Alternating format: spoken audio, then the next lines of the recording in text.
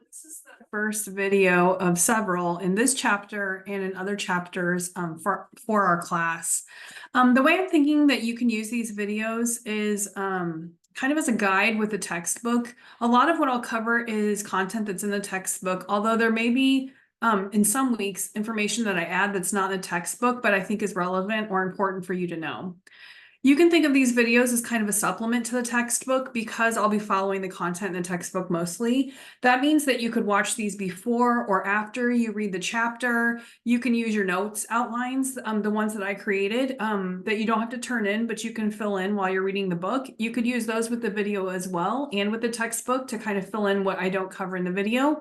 You could also review this video before you attempt the SmartBook assignment, especially if you want to try the SmartBook assignment before you read the chapter, just to see what you might already know about the topic. So feel free to use these videos as a supplement to the textbook.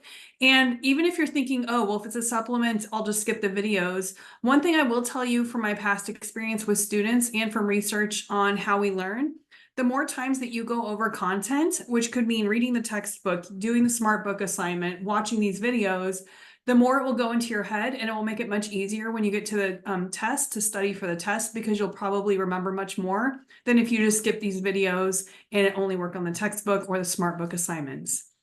So let's get started with chapter 1.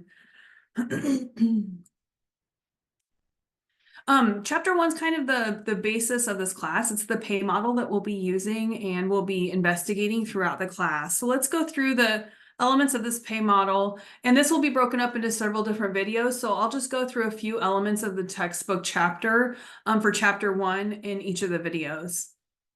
So why does compensation matter? And one thing that I think is really good about the textbook is for a lot of topics, including this one, the way that they introduce it is really interesting and research-based, which is really important.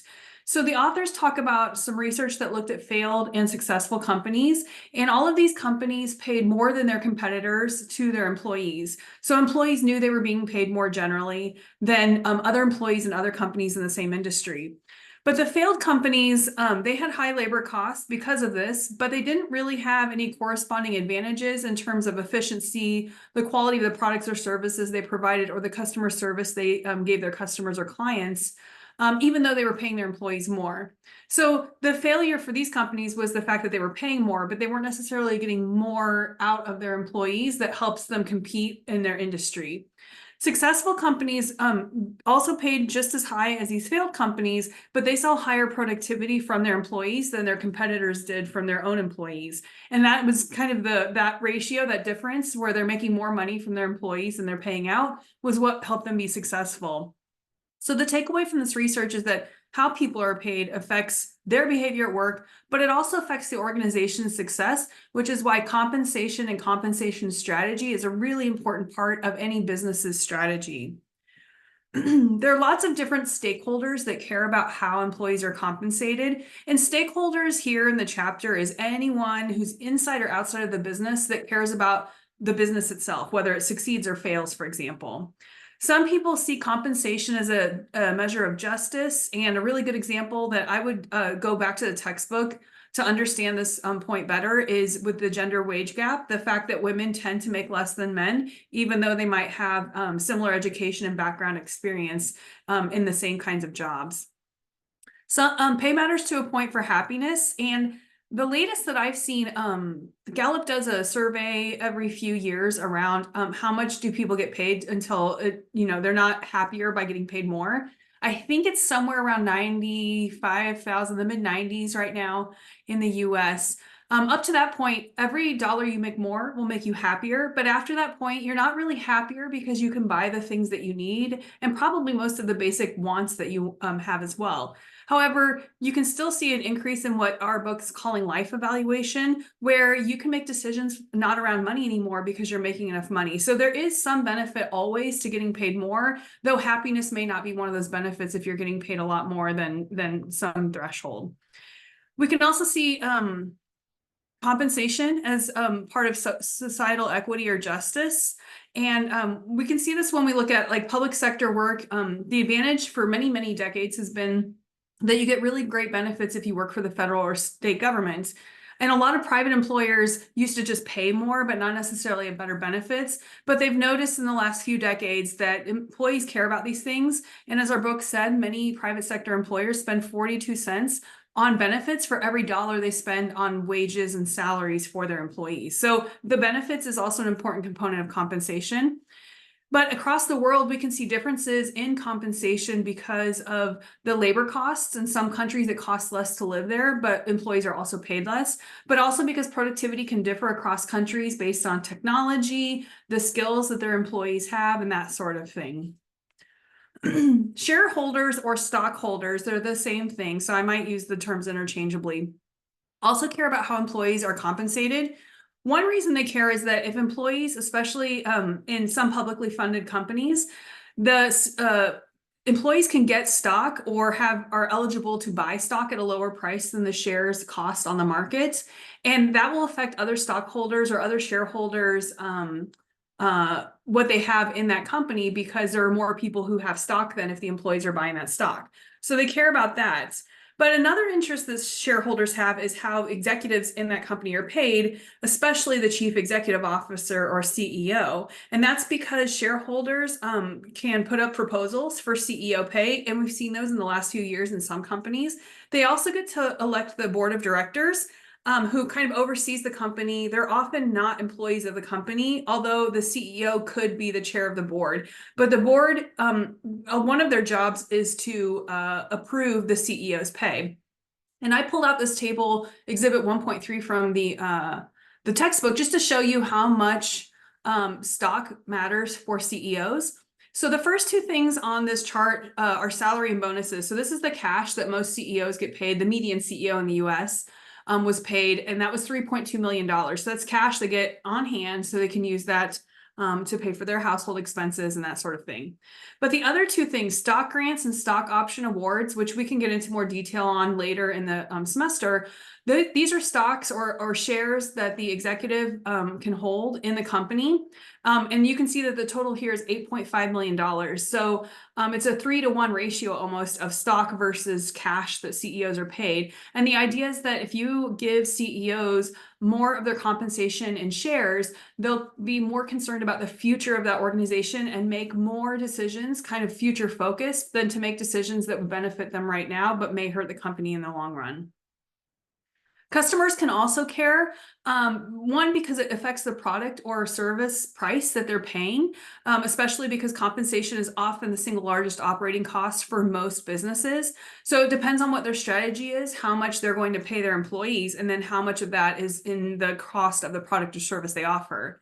Some customers may also care about the ethics of paying employees well, and so they may want to know where in your supply chain are the products coming from, and how are the people paid throughout that supply chain, or for a service, how much is that employee that's providing that service being paid, and is it a fair wage?